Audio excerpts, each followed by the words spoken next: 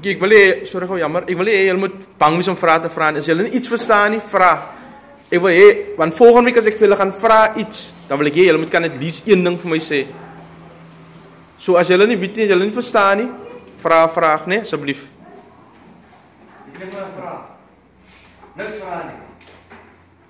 As iemand niet zo wat kan identify, ik is een persoon. Ik is een collega. I like to be in charge. Dus je personality, je kan niet meer gaan wat doen. Ons gaat jou helpen om het beste te maken van die personality. Hoe moet in het beste te gebruiken. Als hij een superhero is, dan wordt de superhero ons altijd teach. Om het beste te maken van zijn powers. Dat is allemaal zoals jouw powers. Zoals hij iemand wat enige vraag hoe die collega. Kan jy vraag?